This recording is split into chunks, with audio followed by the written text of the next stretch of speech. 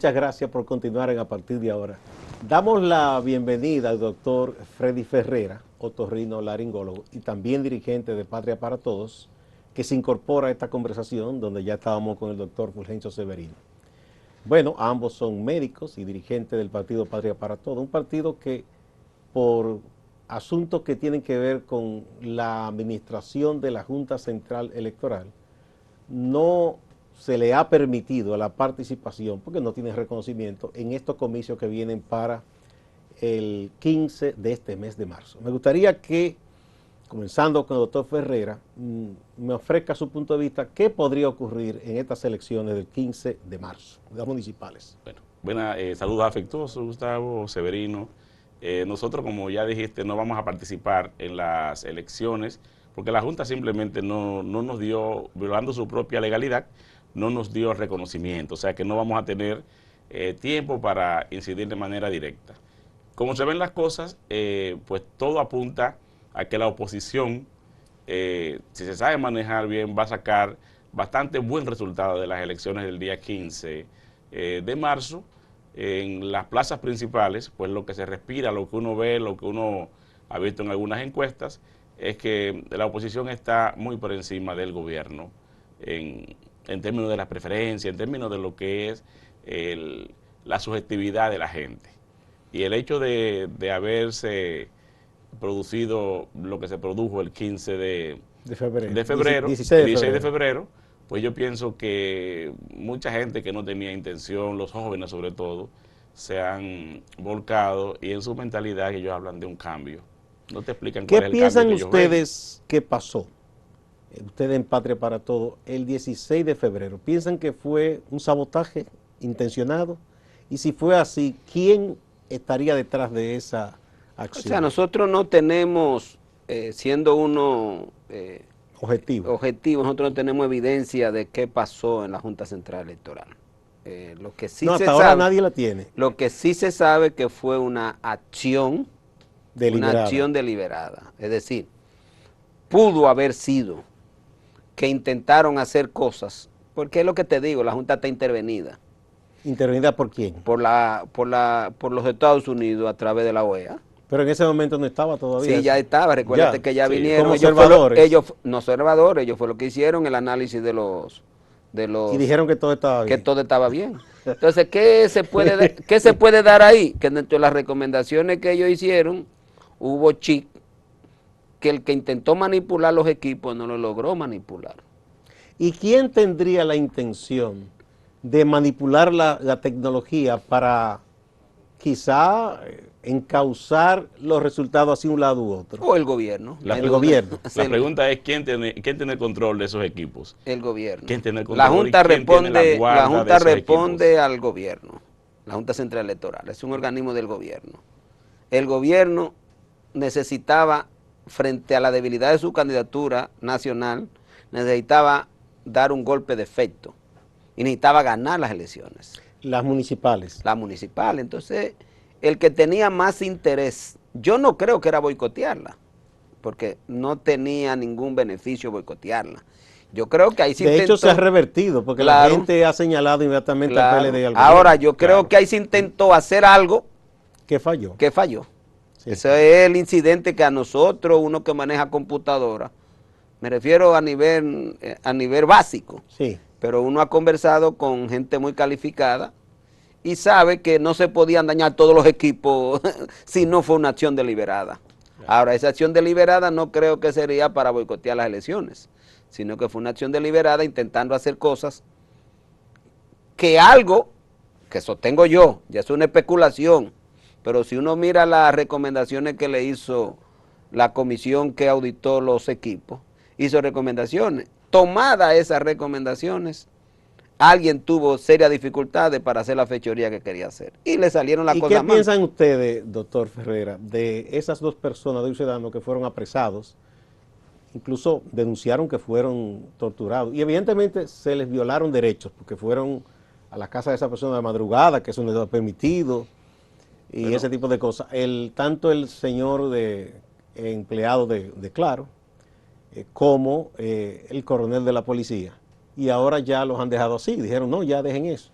Bueno, si tú ¿Pueden recuerdas, si tú recuerdas bien, yo pienso que el interés era enfocar la culpa hacia un sector específico, porque los dos, sobre todo en el caso del coronel, de la casualidad de que hace 2 meses ya era el encargado de la seguridad del candidato presidencial del PRM.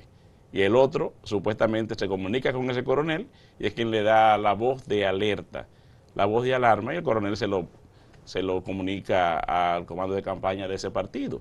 O sea, que al apresarlo a los dos, yo pienso que fueron 2 chivos expiatorios, pero de manera muy forzada. O sea, se vio muy forzado en querer implicar a estas 2 personas, pero no por ellos como personas, como individuos. Es para ligarlos con el sector al que ellos estaban pues sirviéndole en ese momento. Sí. Sobre todo en el caso del militar. Hubo algo, ha ocurrido algo interesante después de ese anuncio de que se anulaban las elecciones. Comenzó un grupo de jóvenes a protestar frente a la Junta, pero eso se fue convirtiendo en una ola. Y ya no tan jóvenes, adultos y todo. Eso ha causado, por lo que yo veo, algún efecto, como que puso de alguna manera hasta contra la pared al gobierno en un momento dado. ¿Por los jóvenes o por los que estaban estimulando las cosas? Yo no sé, el hecho, yo estoy diciendo el hecho, yo no sé quién estimuló o no estimuló, pero el hecho mismo, hasta el presidente se refirió a eso en su discurso de rendición de cuentas de 7 años, que no fue de 1 año. Sí, y él dijo hasta que le simpatizaba ese movimiento. ¿Qué lectura le dan ustedes a eso? Bueno, en el caso de nosotros que estuvimos acompañando a estos jóvenes en la última manifestación, ya de manera partidaria decidimos acompañarlos. Primero los movimientos sociales, y tú que eres comunicador sabes más que nosotros, tienen su principal estímulo en redes de comunicación que la mayoría de nosotros no la domina. Es decir, la mayoría de los movimientos sociales que se han dado en el mundo han tenido una base de estímulo desde el punto de vista comunicacional, que dice que alrededor de eso el gobierno sabe que hay demasiados sectores en contra de ellos. El gobierno lo sabe. El gobierno no se refiere porque hay una movilización o no, porque el gobierno nunca hizo nada con Marcha Verde. Ellos intentaron, pero no pudieron presentar. El gobierno lo que sabe es, lo que el gobierno de Danilo Medina sabe es que él no está bien. Y no está bien no solamente en la sociedad dominicana, sino no está bien en determinados sectores que tienen influencia importante para, en lo poco tiempo que le quedan, él terminar con un descrédito peor que el de Hipólito en el año 2004, porque aunque el gobierno trata de minimizar lo que está pasando con la economía, el gobierno, porque todavía cuenta con algún nivel de respaldo de sectores económicamente poderosos en el país, él entiende y sabe en el análisis de la coyuntura, porque todos lo tenemos, que hay sectores muy importantes, que están en contra ya del continuismo del PLD. ¿Ustedes piensan que socialmente el PLD, así como se dice que ha perdido el apoyo tradicional que tenía en los sectores medios, está perdiendo apoyo entonces en los sectores más altos de la sociedad y la economía? Eso es evidente. ¿Cómo se manifiesta, doctor, eso? Bueno, pero uno nada más hay que ver las propias declaraciones y los puntos de vista que muestran las asociaciones de empresarios. O sea, no les interesa, no quieren que haya... porque saben el nivel de confrontación que puede haber y no les interesa porque no es bueno para sus negocios. Pero hay una cosa más también. Una de las cosas que se precia y se preciaba el PLD es que ellos mantienen una unidad monolítica, aún tuvieran confrontaciones internas, que muchas veces tuvieron muchos problemas internos, y ellos decían, bueno, aquí sabemos discutir adentro, lavar la ropa adentro, nos dividimos. Sin embargo, formalmente el PLD está dividido. O sea, no es el grupo monolítico que nos tiene acostumbrado a ver en los últimos 20 años. Entonces, esa es otra realidad también que los golpea de una u otra forma, que ellos pueden minimizar, es decir, es un % muy escaso. No hay un % escaso en política. Bueno, el PLD, no solo los PLDistas, sino observadores del asunto político aquí decían, bueno, de los partidos tradicionales, del sistema, es el único que se ha mantenido incólume. Sí. Porque ya vimos lo que pasó con el Partido Reformista, el PRD. Entonces decían que era el partido sostén del sistema. si se resquebraja hasta ese punto, estamos entrando en una etapa aquí, en Ya de cambio, un punto sí. de inflexión para Ya, que surjan opciones nuevas con posibilidad de llegar al poder. Ya el país va a pasar por múltiples fases. Fases que si no aparecen grupos alternativos con capacidad de producir cambio en la correlación de fuerza y alcanzar el poder, van a aparecer figuras de todo tipo, porque esa ha sido la característica de América Latina. Lo que había que ver si dentro de los grupos de izquierda se hace conciencia y los grupos democráticos de primero unirse alrededor de su propia fuerza, dejar de andar detrás de los partidos tradicionales por carguitos, ¿entiendes? Porque esos partidos tradicionales, la mayoría, tienen puntos de contradicción fuerte entre lo que plantean los grupos alternativos y democráticos que siguen a esos grupos de izquierda. Te voy a poner el caso muy concreto del PRM, que aglutina en este momento a una parte de esos grupos de izquierda. El PRM tiene una política internacional que no hay forma de armonizarla con los grupos progresistas, porque apoya el golpe de Estado de Bolivia, apoya que tumben a Venezuela. No que en pero de Bolivia yo no he visto que ellos se han pronunciado. Sí, pero no se pronuncia, pero tú no lo bueno, ves no han contra, fijado posición. tú no lo ves Ya, contra. ya. De Lula Pero en decían Venezuela, todas las cosas peores que se pueden decir de un gobierno progresista. Entonces un partido con una política internacional. Y mira que nosotros, por ejemplo, en el caso de Venezuela vemos que la cosa es difícil, pero tú no puedes excluir a Estados Unidos de la responsabilidad de la situación que viven los venezolanos. ¿Me entiendes? No porque internamente ellos no tengan problemas, porque aquí la hay también. Si Estados Unidos ahora mismo pusiera un bloqueo a República Dominicana, nosotros caeríamos pedazos. Cualquier país de América Latina, y Cuba ha vivido históricamente sobreviviendo con una pulcritud en el manejo de los pocos recursos que tienen, pero con una actitud de ese imperio y de ese gran capital internacional, simple y llanamente porque esos pueblos han decidido cosas diferentes. Entonces, ¿cómo tú estás, por un lado, tú apoyando el proceso democrático y progresista de Brasil, de Argentina, de Bolivia, de Venezuela, y entonces aquí te va a liar con un partido que es todo lo contrario, que el PRM llega aquí al poder y al otro día... ¿Y cuáles grupos de izquierda están con el PRM? Oh, pero ahí tú tienes ya a Guillermo ahora mismo. Pero Guillermo, ¿quién? Guillermo Moreno y Alianza Pero País. Guillermo no es de izquierda. No, Pero es estoy dentro del hablando ámbito de progresista, porque, bueno, sí, porque... tú tienes ahí al Frente Amplio. Bueno, ese se ¿Me puede decir que entiendes? viene de la franja de la Es izquierda. decir, yo te digo de los grupos que tienen reconocimiento electoral. ¿Me entiendes? Que Sí. es donde porque hay otro sector de la izquierda que no cree en la participación electoral, en lo que está Izquierda Revolucionaria, Narciso, el sector del MPD que está en Izquierda Revolucionaria. Yo estoy hablando de los grupos que defienden que La participación. La participación electoral. Como Otros están con el PLD. Ajá. No, y te voy a decir algo, Gustavo, porque fíjate que esos grupos, y mira la experiencia que pasó en el 16, o sea, ellos consiguen dádivas, consiguen un diputado, consiguen varios regidores, consiguen alguno que otro alcalde, pero sin embargo, por ejemplo, en el caso de nosotros que fuimos aliados con Alianza País, se consiguió un diputado sin tener que aliarse con los grupos de la derecha, los grupos tradicionales. O sea, que si la izquierda aquí o los grupos progresistas pues presentan una propuesta, incluso electoral, yo pienso que pueden tener resultados buenos. Pero tendrían que unirse. Sí, eso es claro, eso es claro. Porque es que la dispersión es lo que ha matizado a los grupos. Y esta era una buena coyuntura. Progresista y de izquierda. Aquí esta era una de las mejores coyunturas para ir. Pero para que retomemos la pregunta que les motive es que ustedes estuvieron de acuerdo en que hemos llegado a un punto de inflexión. Hay un quiebre ya. Sí, ya eso es. Entonces, ¿qué hacer ahora desde el punto de vista de un partido como Patria para Todos que quiera hacer una política distinta? Y los grupos que ustedes entienden que pueden tener más coincidencia con ustedes, ¿qué hacer? Mira, lo primero es desde el punto de vista de nuestra política, y voy a hablar aquí institucionalmente. Nosotros seguimos defendiendo la unidad de los grupos progresistas. Todavía hay que convencer a un sector de la izquierda de que el camino de participación electoral es un camino posible para alcanzar el poder, porque lo ha demostrado América Latina. Pero muchos aquí no creen eso, no quieren. Todavía hay grupos que no, pero ese parte de ese proceso en que hay que lograr que todos entendamos eso como elemento número uno. Yo entiendo que eso va a pasar necesariamente por el reconocimiento de nuestro partido, porque el otro elemento que ha dificultado todo esto es Número uno, que no aparece una boleta que permita, que cobije a que todo, cobija a todo el mundo y los que todo el mundo progresistas. se sienta que va a participar en condiciones de igualdad, como hizo el Frente Amplio de Uruguay, como han hecho algunos procesos en la que el hecho de que yo tenga una boleta no quiere decir que no pueda aparecer un candidato de otra organización que pueda ser la representación en un momento determinado. Entonces yo creo que eso va a ser necesario.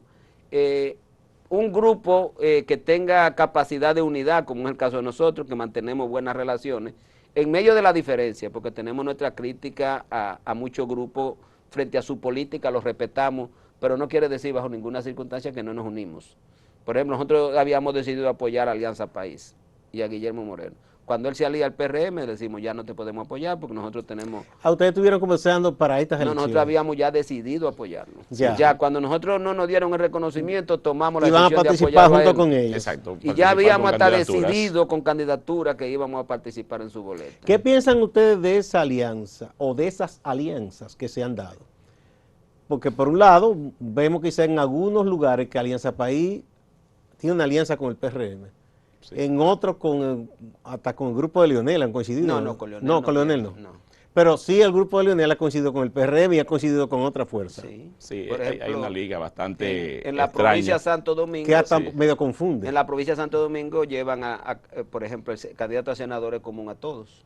Exacto, don Antonio. Don Antonio común a todos. Sí. Pero la Fuerza del Pueblo tenía un candidato. Yo no sé si ni se menciona. Yo no lo conozco. Y vivo de aquel lado. O sea Sí. que los candidatos de la Fuerza del Pueblo En de el aquel caso lado no se de Manuel conocen. Jiménez, lo apoya Frente Amplio. Pero no, PRM, no la Fuerza del Pueblo.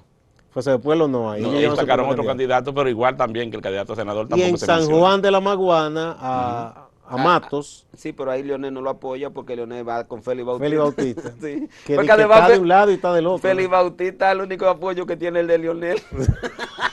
Porque el danilismo yo creo que va a apoyar al de Miguel Vargas Maldonado, tú sabes. Bueno, está difícil la cosa ¿Tú ahí. entiendes? Ahí Bueno. la cosa está precaria, entonces Pero- eso es lo que impide que uno pueda hacer como predecir.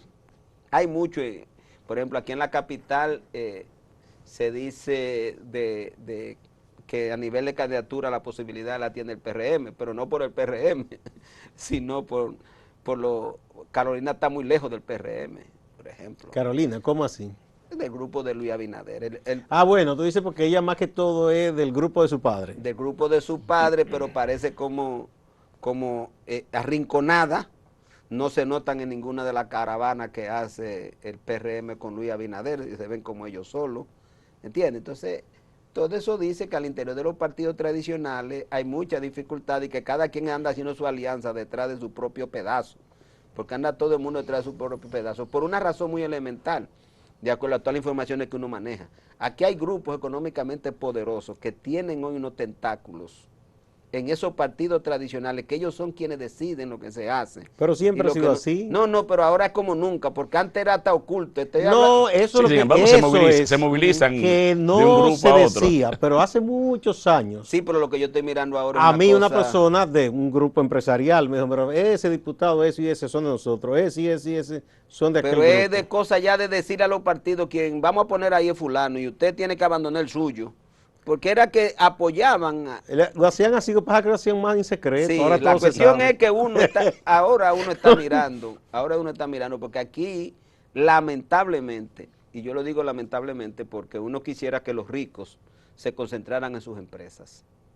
¿Tú me entiendes? Pero lamentablemente los ricos de República Dominicana parece que ellos quieren la totalidad de todo lo que se haga aquí en República Dominicana. Ellos no se conforman con la influencia que tienen, que los gobiernos trabajan para ellos. Ya ellos quieren ser directamente quienes controlen el presupuesto de la nación. Y eso naturalmente va a ser una desgracia para esta sociedad, que este ambicionismo que tienen los sectores más poderosos desde el punto de vista económico en la República Dominicana, en una sociedad y una clase empobrecida. política que le brinda eso bandeja de plata. Lo que pasa es que hasta hace un tiempo, si tú te fijas bien, el político solamente hacía política. Y la unión con el empresario es porque recibía fondos para hacer su política, sus candidaturas, y que recibiera empresarios. Pero ahora hay políticos que compiten hasta con los... Sí, ahora son Precisamente porque eso políticos cambió. ladrones que si se Oye, enriquecieron. eso cambió, entonces ellos quieren también convertirse en hombres de empresa, entonces ahí es que viene también Entonces el los quiebre. empresarios dicen, pues vamos a ser políticos nosotros Exactamente, también. entonces ha venido el quiebre. Ahí yo creo que está el principal reto que tiene la sociedad dominicana, la clase media, porque en la medida que ya hace tiempo que nosotros, la clase media y la sociedad, viene pagando los costos de ese modelo de gestión pública. Es decir, todos los impuestos los pagamos nosotros, y impuestos elevadísimos a todo lo que consumimos. Y en la medida que esto se siga reproduciendo, esto va a seguir empobreciendo a la clase media y a los más pobres. Vamos a una pausa. Cuando retornemos, quiero aprovechar que ustedes están acá para que hablemos de un tema siempre fundamental, que es el de la salud, y que ustedes dominan muy bien, no solo por su práctica, sino porque conocen todo este sistema de salud de República Dominicana. Vamos a la pausa.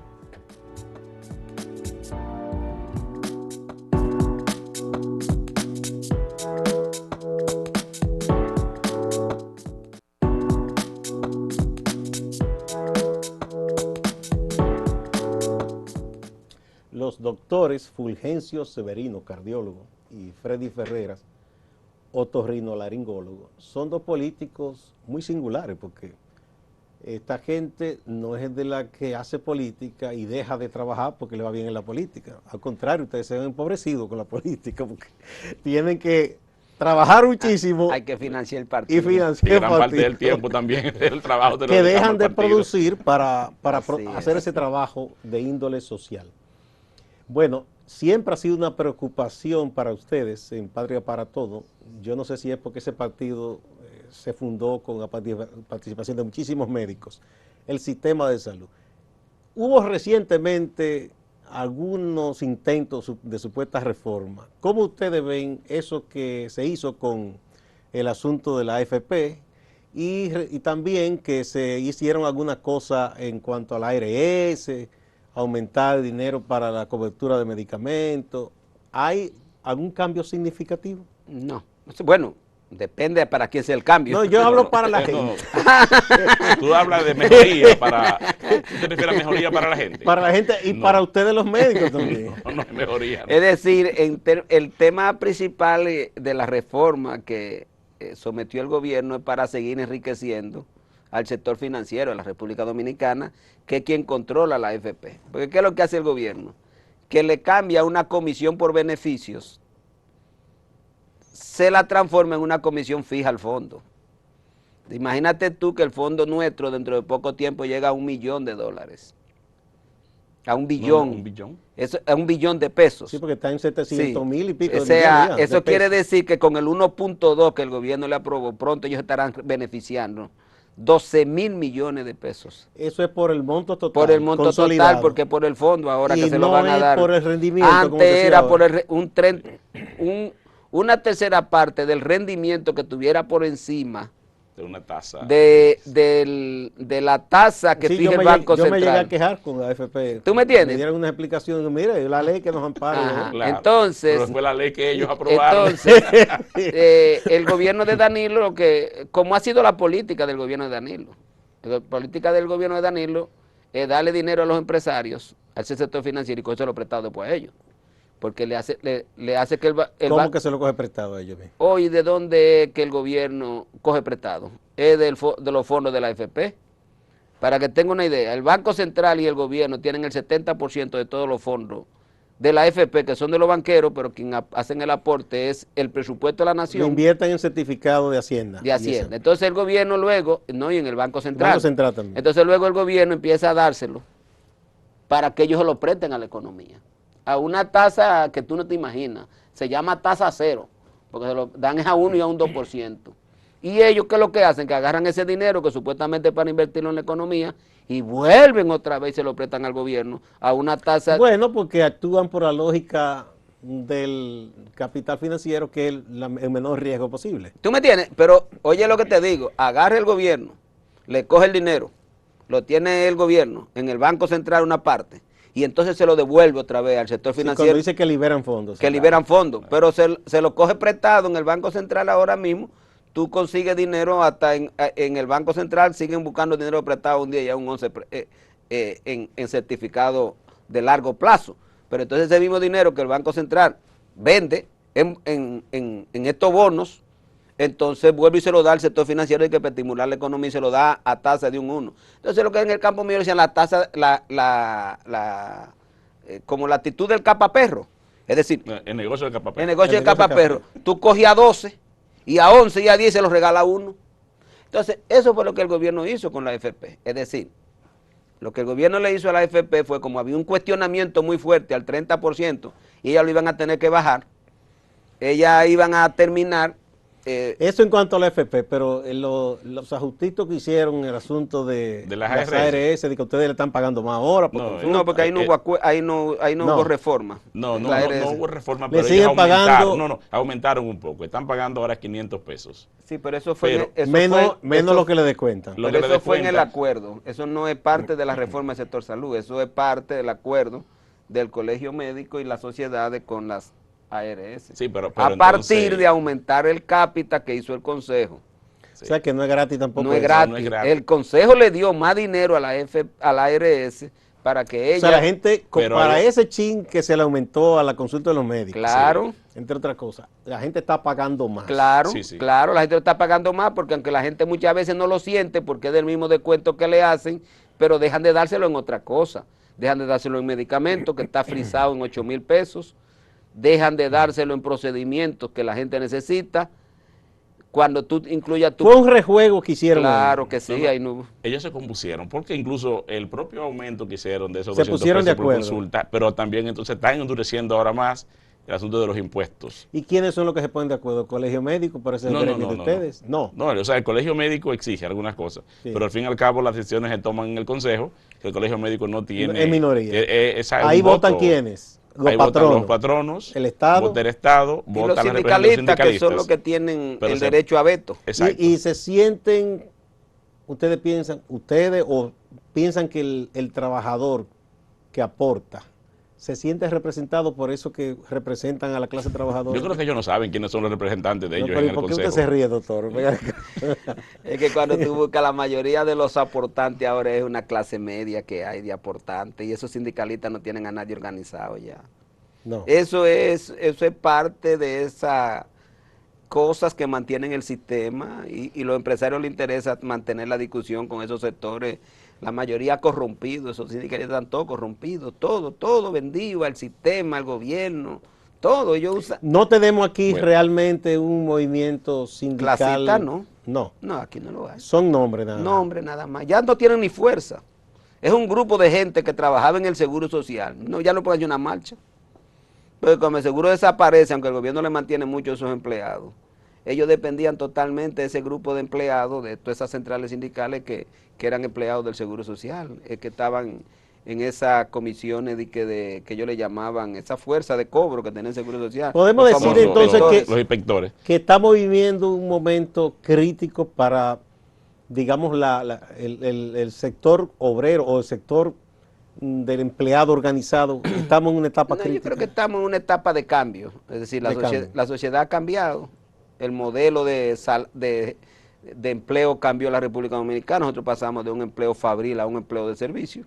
Y nunca fuimos tan fabril. Ajá, pero bueno, tú tenías la industria azucarera. Habían 2 o 3 renglones. Sí, pero aún continúa todavía la informalidad. La economía aquí tiene un peso grandísimo. Ese otro elemento nuevo. Que es un elemento nuevo, sí, la informalidad del empleo, que muchas de las empresas, que son las pequeñas y las medianas, no pueden formalizarse porque hay tantas trabas para formalizarse. Entonces tú tienes un empleo en una pequeña empresa, pero tú no participas de los beneficios de la seguridad social a través no de estar aquí. formalizado. No está formalizado. Bueno, que una empresa pequeña que se formaliza la lleva el demonio. No, sí, pagan y eso que no se aprobó, que de nuevo se dio una especie de borrón y cuenta nueva para los que estaban atrasados con el pago a la tesorería de la seguridad social. Ellos son ayuntamientos, eso no van a pagar de ninguna manera.